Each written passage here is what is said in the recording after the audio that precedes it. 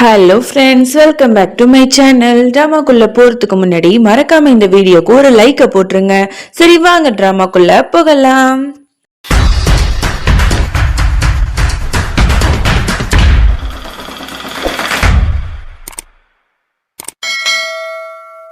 Starting சீன்ல நம்மளோட ரோஹிணியும் பிரேமும் வந்து அந்த டிவோர்ஸ் பேப்பர்ல சைன் போடுறதுக்கு ரெடியா இருப்பாங்க. ரோஹிணி கையெழுத்து போடுற அந்த நிமிஷத்துல சீமா கரெக்டா வந்து அந்த பேப்பரை வாங்கிடுவா.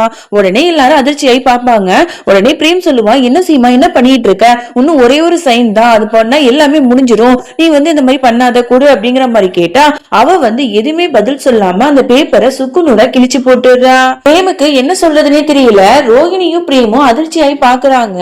இங்க வந்து லாயர் எல்லாத்திட்டையும் மன்னிப்பு கேட்டுட்டு சீமாவை கையை பிடிச்சிட்டு வெளில வந்து இழுத்துட்டு வரான். சீமா, உனக்கு என்ன பைத்தியமா, எதுக்கு இந்த மாதிரி எல்லாம் பண்ணிட்டு இருக்க, கடைசி நேரத்துல இந்த மாதிரி சொதப்பிட்டியே, இன்னும் மட்டும் எனக்கும் ரோஹிணிக்கும் விவாகரத்து கரெக்டா வந்து கன்ஃபார்ம் ஆயிருக்கும், இப்படி சொதப்பிட்டியே, இப்ப வீட்டுக்கு போனா எனக்கும் ரோஹிணிக்கும் கல்யாணம் பண்றதுக்கான எல்லா வேலையும் பாட்டி பார்த்து பார்த்து பண்ணிட்டு இருக்காங்க, இப்ப என்ன பண்றது, உனக்கு என்ன பைத்தியம் முடிச்சிட்டா, எதுக்கடி இப்படி பண்ண அப்படிங்கிற மாதிரி கோவமா கேக்குறான்.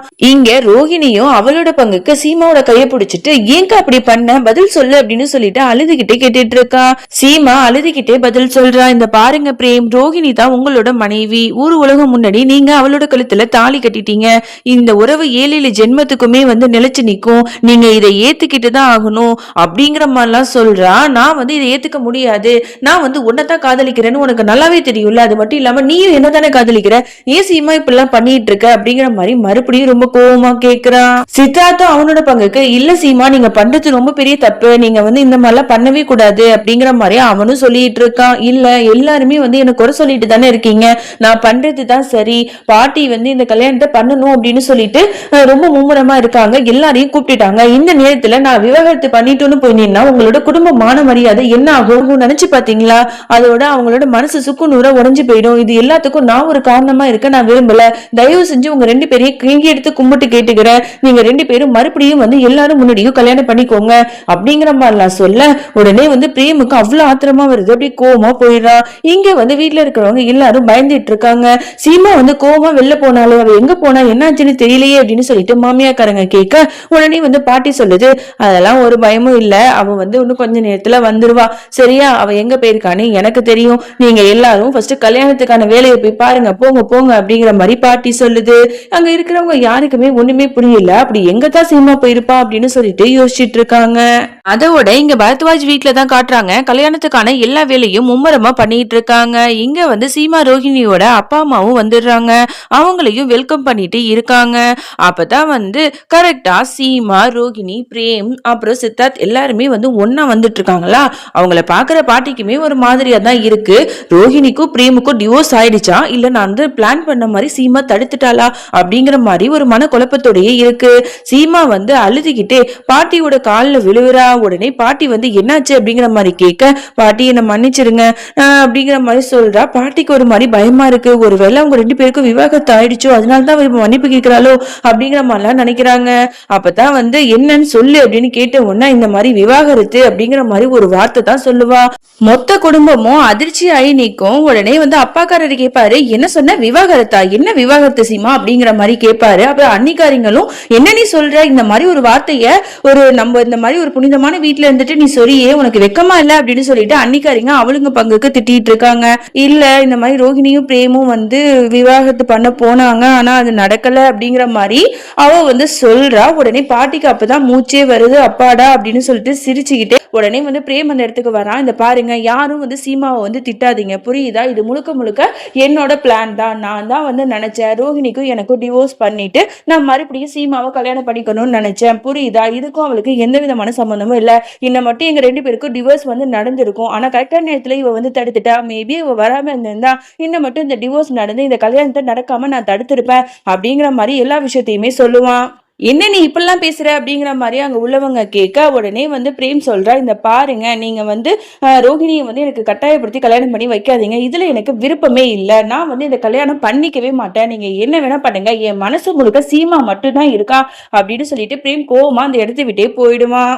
அப்புறம் சீமா வந்து கிச்சன்ல சமைச்சிட்டு இருப்பா. அன்னிக்காரிங்க எப்போதும் போல அவகிட்ட வம்பிழுக்கிறாளுங்க. இந்த பாத்தியா, இவ்வளவு நாள் இவளோட புருஷனா இருந்தான் பிரேமு, இப்ப அவ புருஷனை அவளோட தங்கச்சிக்கே கல்யாணம் பண்ணி வைக்க போறா. இந்த கன்றாவிலாம் எங்க போய் சொல்றது, இவ எதுக்கு இன்னமும் இந்த வீட்டுல இருக்கான்னு ஒன்னும் புரியலையே அப்படிங்கிற மாதிரிலாம் சொல்லிட்டு இருக்காங்க. அப்ப கரெக்டா பாட்டி வருது. உடனே வந்து எல்லாரும் போங்க அப்படிங்கிற மாதிரி அவங்கள வந்து வேட்டி விட்டுட்டு சீமாட்ட பேச வருது. இந்த பாரு சீமா, உன்னை நினைச்சா எனக்கு ரொம்பவே பெருமையா இருக்கு, ரொம்பவே நன்றிமா. நான் சொன்னதை புரிஞ்சுக்கிட்டு நீ வந்து கரெக்டான வந்து வேலை பார்த்துருக்க. அப்புறம் பிரேம் வந்து இன்னமும் கோவமா இருக்கான்னு நல்லாவே தெரியுது. அவனை வந்து ஒன்னால மட்டும் தான் மாத்த முடியும். அதனால அவனுக்கு புத்தி சொல்லி ரோகிணியை கல்யாணம் பண்ணிக்க நீ தான் அவனை சம்மதிக்க வைக்கணும். இது உன்னோட பொறுப்புமா அப்படிங்கிற மாதிரிலாம் சொல்ல சீமாக்கு என்ன பண்றதுனே தெரியல. அவளும் வந்து பிரேம பார்க்க ரூமுக்கு போறா. அங்க வந்து அவன் சீமாவும் அவனும் கல்யாண ஆல்பம் இருக்குல்ல அதெல்லாம் பார்த்துட்டு வருத்தப்பட்டு அழுதுட்டு இருக்கான். சீமா, நான் எப்படி வந்து இந்த கல்யாணத்தை பண்ணிப்பேன் அப்படின்னு சொல்லிட்டு உடனே அங்க சீமா வரா. என்னங்க என்ன பண்ணிட்டு இருக்கீங்க, சீக்கிரமா கிளம்புங்க, நீங்க மாப்பிள்ள, அதனால சீக்கிரமா அழகா ரெடி ஆக வேணாம், இந்தாங்க அப்படின்னு சொல்லிட்டு ட்ரெஸ் எடுத்துட்டு வந்து கொடுக்குறா. அவன் மனசுக்கு அவ்வளவு கஷ்டமா இருக்கா. நான் வெளில காட்டிக்காம உடனே வந்து அந்த ட்ரெஸ் அப்படியே தூக்கி வீசுறா. என்ன நினைச்சிட்டு இருக்க சீமா, என்னோட மனசு என்ன பொம்மை நினைச்சிட்டு இருக்கியா, அப்படிலாம் கிடையாது, நீ வந்து சந்தோஷமா இருக்கிற மாதிரி நடிக்கிற, உன் மனசுல எவ்வளவு வேதனை இருக்குன்னு எனக்கு நல்லாவே தெரியும், ப்ளீஸ் இப்படிலாம் பண்ணாத, இந்த கல்யாணம் நம்ம பண்ணிக்க வேணாம் அப்படிங்கிற மாதிரிலாம் அவன் சொல்றான். ஆனா அவ வந்து கெஞ்சிரா, தயவு செஞ்சு உங்களை கெஞ்சி கேட்கிறேன், இந்த கல்யாணத்தை பண்ணிக்கோங்க அப்படின்னு சொல்லிட்டு அவ அழுது கெஞ்சிரா. ஆனா அவன் வந்து இல்ல, இப்பவே இந்த விஷயத்த நான் பாட்டிட்ட போய் சொல்ல போறேன், இந்த கல்யாணம் வேணான்னு சொல்லிட்டு, யார் தடுக்கிறான்னு நானும் பாக்குறேன்னு சொல்லிட்டு அவனும் அந்த இடத்தை விட்டு போயிடுறான். அதோட இங்க சீமா என்ன பண்றதுன்னு தெரியலையே அப்படின்னு சொல்லிட்டு நடந்து போயிட்டு இருப்பாள். அப்ப வந்து ரோஹிணிய வந்து இங்க பொண்ணு மாதிரி அழகா வந்து கிளப்பிட்டு இருப்பாங்க. அவளும் பார்க்கறதுக்கு ரொம்ப அழகா இருப்பா. அப்பதான் வந்து அன்னிக்காரி ஒருத்தவ சொல்லுவா, சீமா இங்க வா, உன்னோட தங்கச்சி எவ்வளவு அழகா இருக்கா பாரு, நீயும் வந்து அவளை ரெடி பண்ணுவா அப்படின்னு சொல்லிட்டு வேணுனே இவ்வளவு வெறுப்பேத்துறாங்க. இதெல்லாம் பார்க்கும்போது சீமாக்கு ரொம்பவே கஷ்டமா இருக்கு. அதோட இங்க பிரேம காட்டுறாங்க. அவன் வந்து பாட்டி ரூம்ல போய் பாக்குறான். ஆனா பாட்டியை காணோம், எங்க போனாங்கன்னு தெரியலையே அப்படின்னு சொல்லிட்டு வீடு முழுக்க தேடிட்டு இருக்கான். இங்க சீமா வந்து பிரேம் வந்து சொன்ன விஷயத்த சொல்லணுங்கிறதுக்காக கீழே போயிட்டு பாட்டியை வந்து கூப்பிடுறா. என்ன சீமா, என்னாச்சு, பிரேம் வந்து கிளம்பிட்டானா அப்படின்னு கேட்க, இல்ல பாட்டி, நான் வந்து இவ்வளவு சொல்லி பார்த்தா அவர் புரிஞ்சுக்க மாட்டாரு, இந்த கல்யாணம் வேணாங்கிறாரு, உங்ககிட்ட வந்து சொல்ல போறாராம் அப்படிங்கிற மாதிரி சொல்ல உடனே பாட்டிக்கு வந்து செம்மையா கோவம் வருது. ஒரு விஷயம் வந்து உன்னை பண்ண சொன்னா அதை கூட உன்னால உருப்படியா பண்ண முடியாதா அப்படின்னு சொல்லிட்டு இங்க பேசிட்டு இருக்கும் போது கரெக்டா அந்த இடத்துக்கு பிரேம் வந்துடுறான். பாட்டி போதும் நிறுத்துங்க, இன்னும் எவ்வளவு டிராமா தான் பண்ண போறீங்க, நீங்க தான் வந்து இந்த மாதிரி சொல்லி கொடுத்து சீமா கிட்ட வந்து இந்த மாதிரிலாம் என்கிட்ட வந்து சொல்ல சொல்றீங்களா, நீங்க யாரு என்ன சொன்னாலும் சரி இந்த கல்யாணம் நடக்காது, இப்ப கீழே வந்திருக்காங்களே எல்லா கெஸ்ட் முன்னாடியும் இந்த கல்யாணம் நடக்காதுன்னு நான் சொல்ல போறேன் அப்படின்னு சொல்லிட்டு கத்திட்டு இருக்கான். அப்போ வந்து கரெக்டா வந்து அம்மாக்காரங்க வராங்க. இந்த பாருங்க அத்தை, இந்த மாதிரி கீழே எல்லாருமே வந்துட்டு யாருக்கு கல்யாணம் அப்படின்னு சொல்லிட்டு கேட்டுட்டே இருக்காங்க, எங்களுக்கு என்ன சொல்றதுன்னே தெரியல, நீங்க கொஞ்சம் வாங்க அப்படிங்கிற மாதிரி கூப்பிட இங்க பாட்டியும் கீழே போகுது.